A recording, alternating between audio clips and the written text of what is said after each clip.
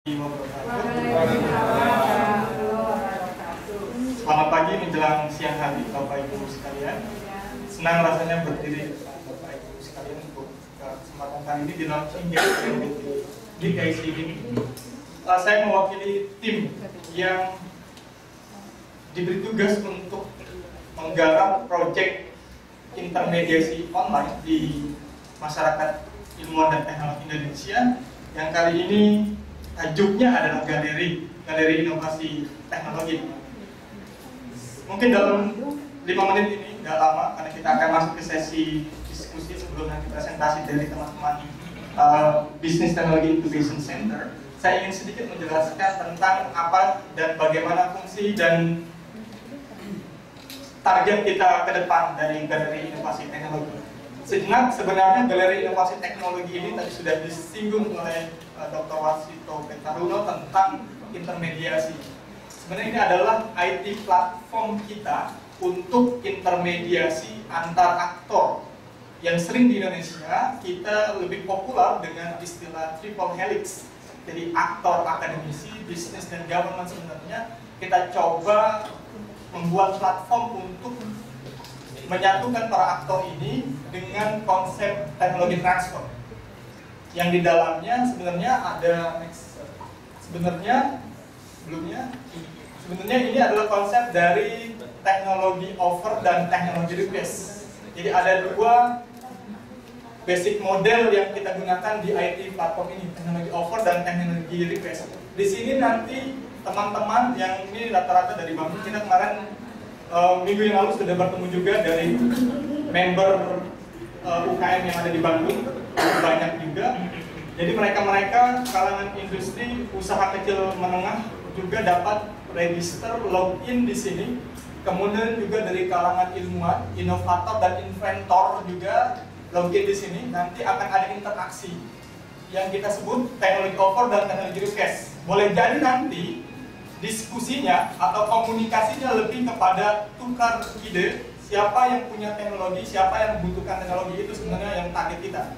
Boleh jadi Bapak, Ibu-ibu dan Bapak-bapak dari kalangan usaha kecil menengah menginginkan bagaimana pengembangan produk yang dari skala simpel, pangan biasa dengan skala biasa, kemudian ingin merubah dengan kapasitas yang lebih tinggi, membutuhkan mesin lain sebagainya, atau juga rasa dan lain sebagainya, nanti bisa langsung berkomunikasi dengan para ilmuwan yang sudah terdaftar di member di Galeri Inovasi Teknologi. Atau mungkin sebaliknya, bapak-bapak, inventor, inovator, dan para ilmuwan juga yang memiliki inovasi, yang memiliki teknologi, bisa juga menawarkan, offer kepada para pebisnis kita yang tergabung pada komunitas-komunitas. Secara saat ini kita ada di Bandung, kemudian nanti akan dibuka juga jaringan di Bogor, di Jogja, dan di beberapa tempat. Kita berharap ini jadi komunitas yang memperkuat jaringan untuk bisa memperkuat galeri inovasi teknologi sebagai IT platform intermediasi online kita. Next. Nah, ini teknologi offer kita, ada beberapa yang sudah masuk. Cuma kita masih terus melakukan promosi ke aktor-aktor yang dapat registrasi. Kemudian juga kesulitan yang kita alami di lapangan, ini nggak semuanya mampu dan untuk mengakses IT platform ini jadi topik dan isu tersendiri. Nanti kita bahas, mungkin ada Bapak Profesor nanti kita bahas bagaimana sebenarnya intermediasi online itu efektivitas dan urgensi yang pentingnya. Nanti kita lihat bagaimana. Nah, next. Kali ini teknologi biasa saya sudah sempat singgung tentang teknologi request. Nanti akan lebih berkembang bagaimana sebenarnya Bapak dan Ibu yang berkecimpung pada bisnis di usaha kecil menengah membutuhkan ide-ide baru, gagasan dari produk development atau business development itu sendiri, di diskusi lebih detail tentang teknologi request-nya Bapak dan Ibu semuanya. Next.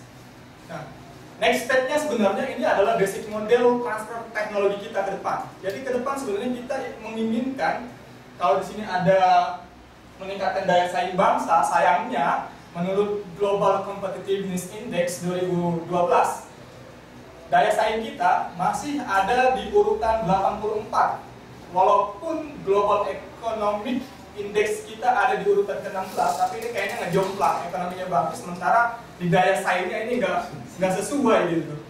Makanya kalau kita diskusi tentang ekonomi kita ada di posisi 16 di luar negeri, mereka ketawa ketiwi aja, karena mereka ngukurnya bukan pada ukuran global ekonomiknya, tapi yang disinggung oleh Profesor Zuhal sebenarnya innovation and knowledge sebenarnya platform daya saing kita gitu. Nah ini yang dilihat bagaimana angka-angka itu menjadi, ya kita mulai dari hal-hal yang kecil sebenarnya di sini. Next. Nah ini yang kita lakukan ke depan sebenarnya ini mimpi kita, dan kita sudah berusaha untuk mengkoneksikan ke beberapa partner kita di dalam dan luar negeri. Yang pertama di dalam negeri kita sudah komunikasikan nanti ke Yayasan Inovasi Teknologi di Innotech. Ini di bawah kalau nggak salah Pak Sandiaga Uno ya di atasnya. Kemudian di bisnisnya ada IFA, ya bagian daripada termasuk mendukung program-program inovasi teknologi. Walaupun dia jenis bisnisnya adalah multi level marketing, tapi kita lihat nanti di mana sebenarnya yang bisa mempromosikan produk ibu-ibu semua manfaat bisa gabung di Galeri Inovasi Teknologi. Kemudian selanjutnya ada The Lineation Foundation, salah satu yayasan juga yang bekerja sama dengan RAM IPB, kalau nggak salah ya, RAM IPB dan beberapa proyek ini kita coba jajaki untuk kerjasama nanti ke depan, mungkin produksi inovasi yang ada di Galeri Inovasi Teknologi, kita lihat kerjasama di bidang apa ini. Kemudian ada LPDP, karena di LPDP juga ada, ini lembaga pengelola dana pendidikan, bukan hanya beasiswa, namun juga ada pembiayaan riset. Kita berharap nanti dari sini juga kita bisa menjalin kerjasama. Harusnya hari ini perwakilan LPDP hadir, tapi konfirmasi terakhir kemarin beliau tidak bisa hadir pada hari ini, tapi kita lihat ada peluang kita untuk sounding langsung ke LPDP. Kemudian ada IPMI, kemudian ada Himpunan Pengusaha Muda Indonesia, ada Kadin, ada UGM, kemudian ada Nanotech Indonesia, ini lebih ke Nanotech. Beberapa produk juga di masyarakat nano Indonesia, ada yang di bidang pangan juga, kemudian ada Universitas Indonesia. Di luar negeri yang sudah terjalin komunikasi kita sementara ini ada di GIZ. GIZ ini Deutsche Gesellschaft für Internationale Zusammenarbeit.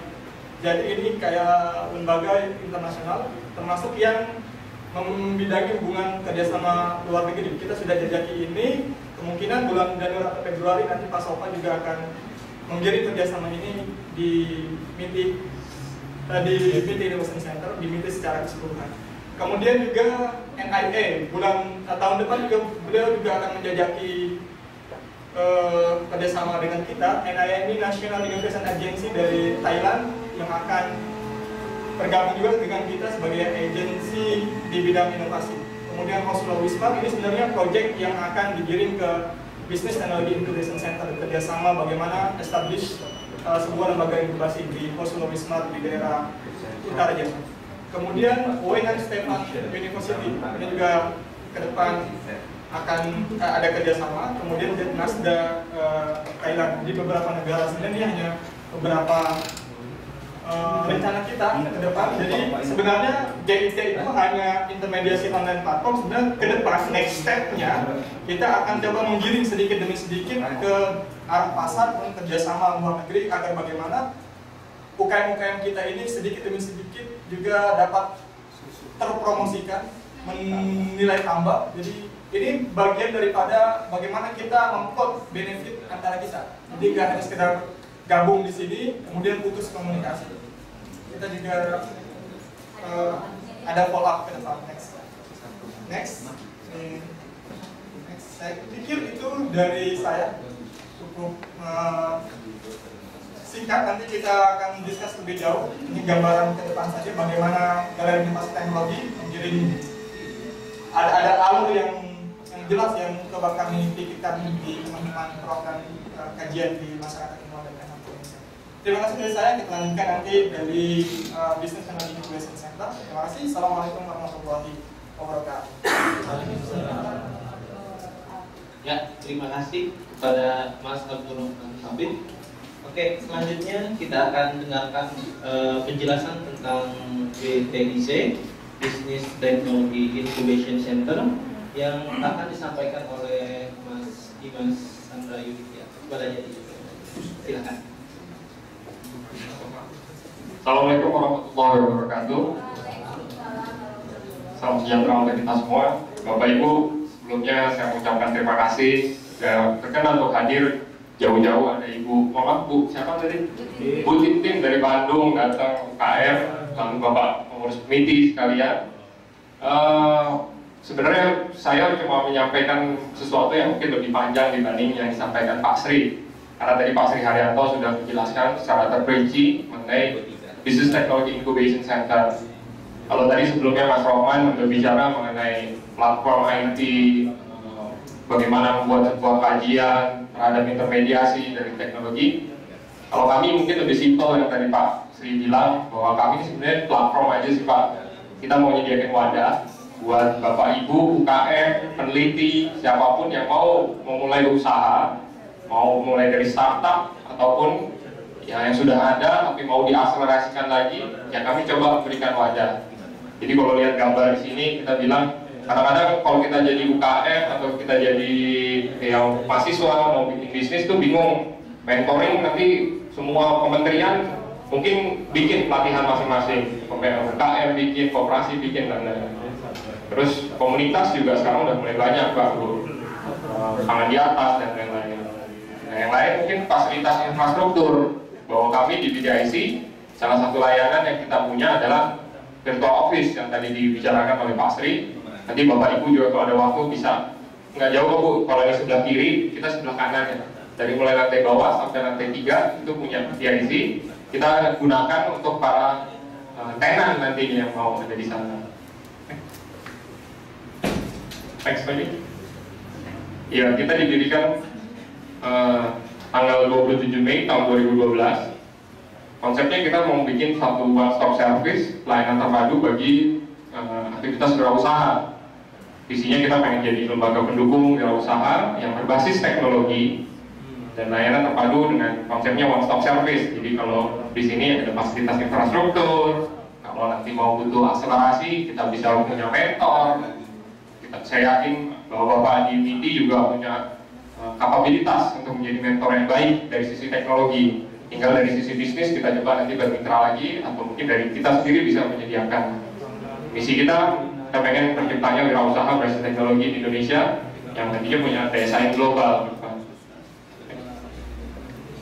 Ya Bapak Ibu, kita di BDIC sebenarnya ada 2 unit yang kita jalani.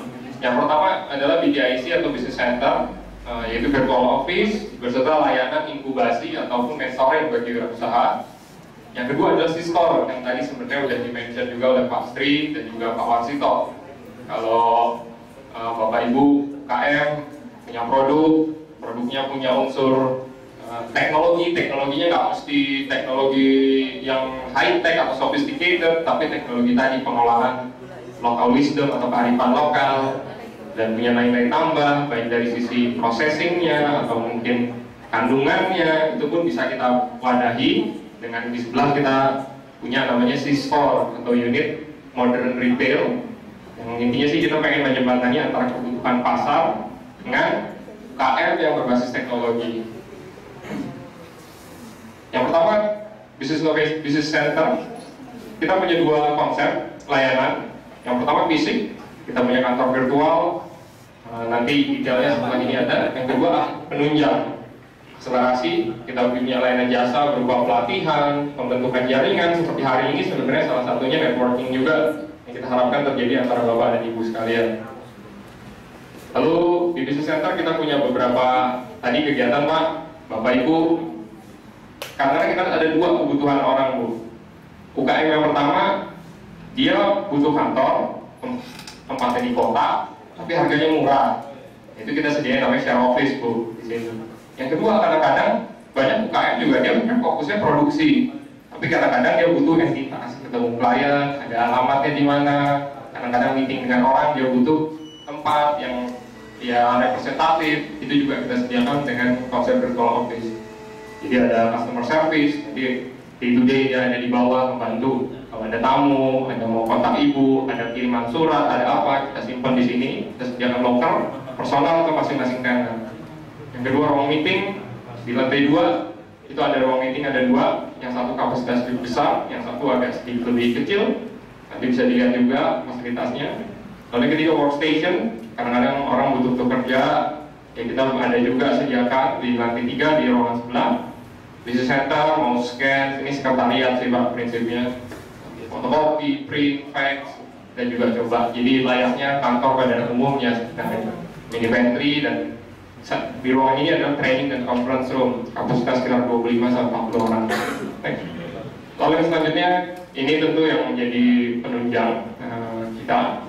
Mentoring, kita punya beberapa teman-teman yang mungkin bisa membantu para tenan nantinya untuk pengarahan ke bisnis modelnya, terus pengembangan bisnisnya ke depan.